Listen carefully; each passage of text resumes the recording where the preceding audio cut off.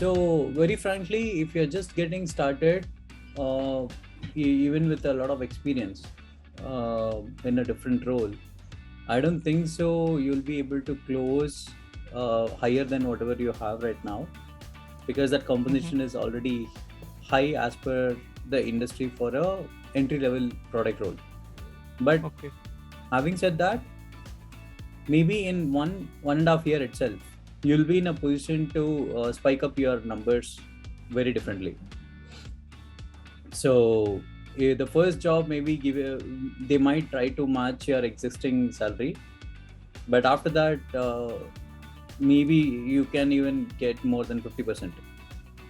It totally depends on where you get into now, right? As a first company, as a product manager, then depending on that, the numbers will change drastically. So don't expect or don't push any companies to match your numbers. Numbers is something you should not look for in the first closure itself. I'm not Mm-hmm. telling you to take a cut, because we all have our own commitments and everything. So, but still, if you try to push for the numbers, it might not help you in closing a role too soon. It's a trade-off, because they will feel like I'm giving you a chance to see how what you're good at. So maybe even if they can give you, they would prefer not to.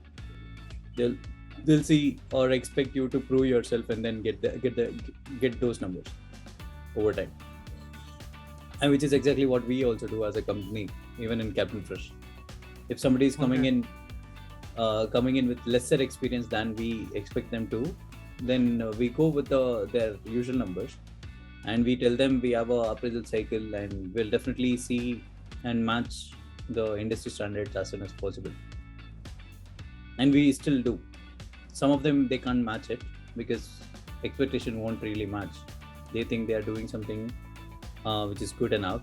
Maybe it's not enough for us. Then there will be a mismatch. Otherwise, most of the people, they try to keep up and they correct their salaries within like a few months.